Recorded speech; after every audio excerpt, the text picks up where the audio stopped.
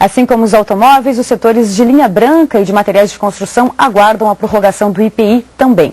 A medida ajudou a estimular as vendas que tinham sido prejudicadas pela crise no final do ano passado. A repórter Renata Ribeiro está em uma das lojas de materiais de construção, aqui na capital, e tem outras informações.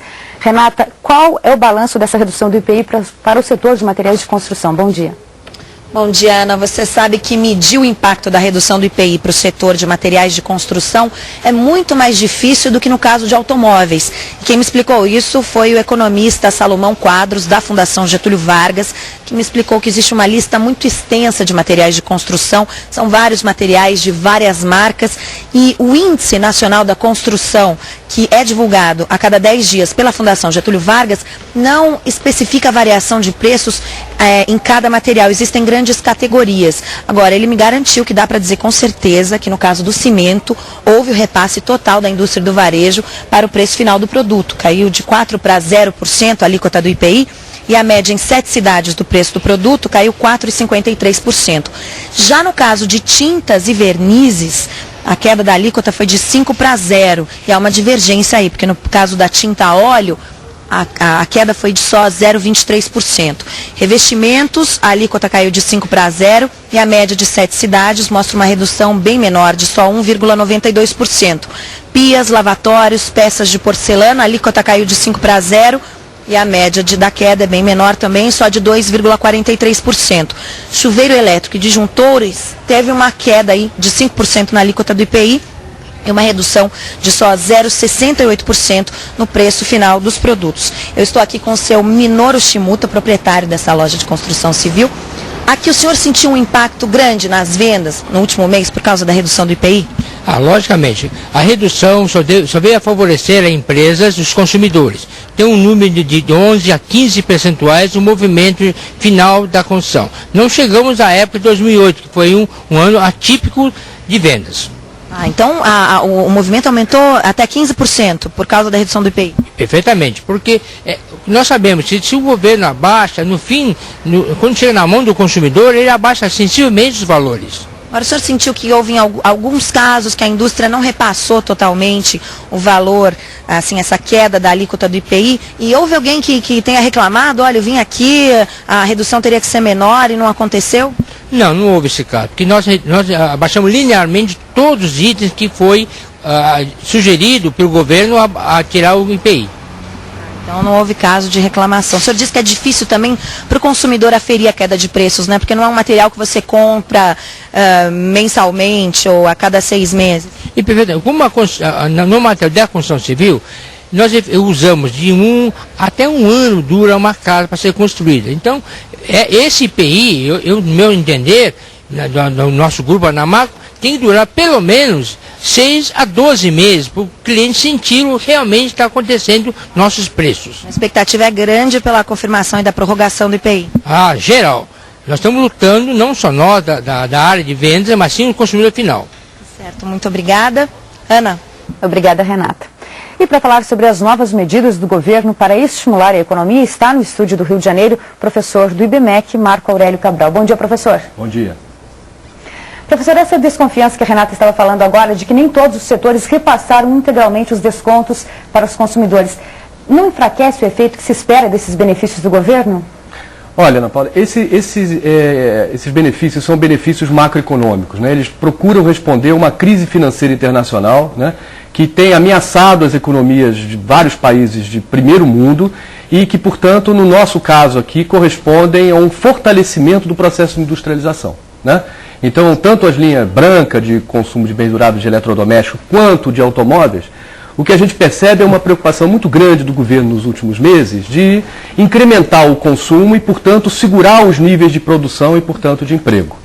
Agora, professor, além disso, hoje o governo, além de anunciar essa provável expansão e continuação na redução do IPI, também deve anunciar medidas de retomada disso, né? Porque é fato que os cofres perdem muito com essa redução. Quer dizer, até onde o governo pode manter uma redução em vários setores sem prejudicar a economia? Vamos lá, Raquel, a gente tem 3 situações. Uma situação em que o governo prorroga simplesmente o benefício e, portanto, adia um pouco essa discussão de como vai ser a retirada. Ele já anuncia as medidas, que certamente vão ser medidas polêmicas e que exigem uma discussão razoável, e ele cancela o benefício e, portanto, com implicações de aumento instantâneo no preço dos produtos. Eu acho que o mais razoável nesse caso vai ser, no caso brasileiro, vai ser ou prorrogar o IPI ou já anunciar essas regras. Bom, quais são as implicações de cada uma dessas situações? Hoje, o setor automotivo ele já recuperou a produção no país, né? Então, a não ser alguns segmentos, como máquinas agrícolas e outros, a cadência da produção do setor automobilístico é boa, ela já é comparável com o período anterior à crise. No entanto, o setor de máquinas e equipamentos, ele é um setor que hoje enfrenta grandes dificuldades, né? E, portanto, a manutenção da produção do setor automobilista vai ajudar esse setor também. Bom, ainda mais num cenário aí de economistas revendo ainda para menor ainda o PIB para esse ano, acabou de sair, esses números acabaram de sair, quer dizer, de 0,57 para 0,5, essa é a previsão. E tem um número aqui também que fala em relação à produção industrial, né, que vinha de uma retração de 4,75 para um resultado negativo de 5,04%. Essa prorrogação por mais 3 meses, ela é suficiente para sustentar o mercado ou aquecer o mercado e melhorar ainda mais esses resultados? Quer dizer, dar um fôlego para esses resultados, né, que ainda estão em queda? Eu acho que é exatamente isso. Eu acho que uma mensagem para o consumidor brasileiro é que eu acho que dificilmente vai se suspender um benefício que foi concedido e que já vem sendo incorporado pela população. Eu acho que vai haver em qualquer cenário uma discussão em algum momento sobre como retirar esses benefícios, né? Eu acho que a questão crucial na retirada é associar esse momento a incentivos para a própria indústria, né? Então a indústria automotiva ela é responsável pela industrialização em toda parte, nos países de primeiro mundo, aqui na periferia, mas ela, de uns tempos para cá, ela tem sido sujeita a críticas, né, do ponto de vista ambiental. Então nós vamos ter que pensar eventualmente em incentivos para aquelas empresas que tenham o maior desempenho do ponto de vista de ecoeficiência.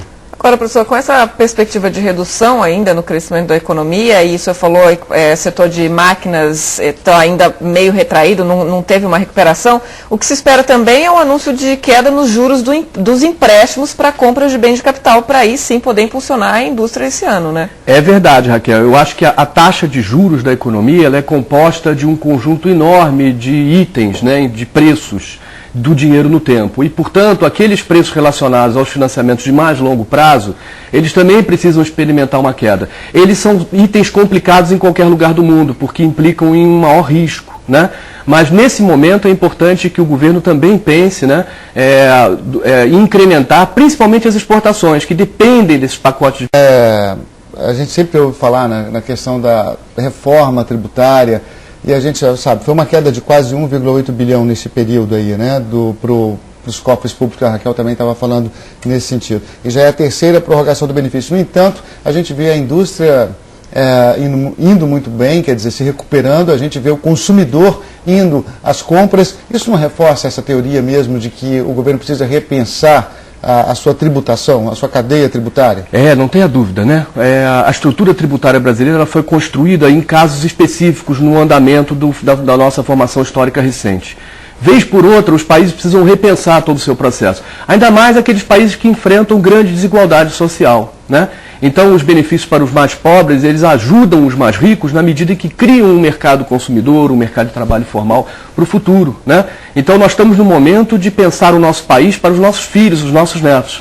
Então, pensar nessas questões é muito importante. Agora, professor, rapidamente, o senhor acha que o governo vai ainda ampliar a lista de produtos ou de setores que vão ter IPI reduzido?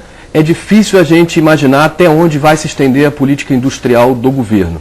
O importante é que a gente passe a conviver com uma política industrial ativa por parte do Estado nos próximos anos, na medida em que essa crise ela não vai terminar do dia para a noite, né? O nosso país tem enfrentado um desempenho relativamente bom em relação a outros países. Então nós temos que estar preparados também para isso, né? Ok, vamos até Brasília, porque o governo vai anunciar essas medidas daqui a pouco e o repórter João Borges, ele está em Brasília e tem mais detalhes, né? Outros aspectos aí dessa medida e desse anúncio que o presidente Lula deve fazer daqui a pouco. Oi, João, bom dia.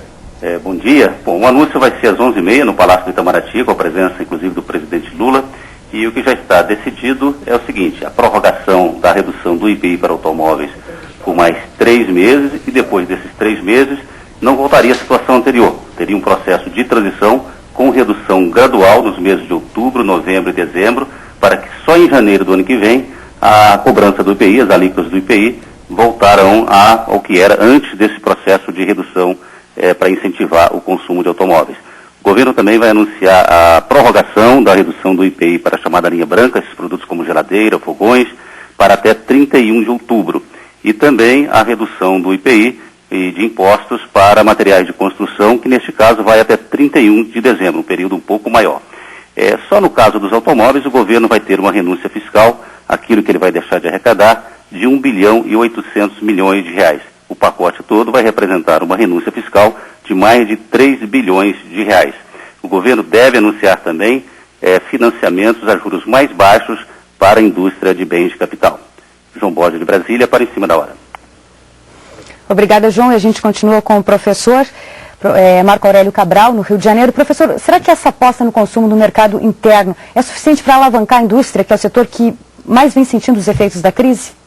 Olha, Ana, uma indústria não cria demanda para si mesma. Então não adianta a indústria automotiva achar que ela vai criar com seus empregos demanda para a sua produção. O que é necessário é um processo de industrialização em curso no país, né? O que o mestre Celso Furtado prometia para a superação do subdesenvolvimento brasileiro é exatamente o processo de industrialização. Então nós temos diante de nós uma ameaça enorme dada por uma circunstância internacional, mas também uma oportunidade. E eu quero lembrar aqui que a indústria automotiva foi responsável pela fundação, né, do processo de industrialização brasileiro. Então ela é um motor importante de muitos setores, que devem vir junto. Essa é a nossa expectativa. Muito bem, muito obrigada. Nós agradecemos a presença do professor do IBMEC, Marco Aurélio Cabral, no estúdio do Rio. Obrigada, professor.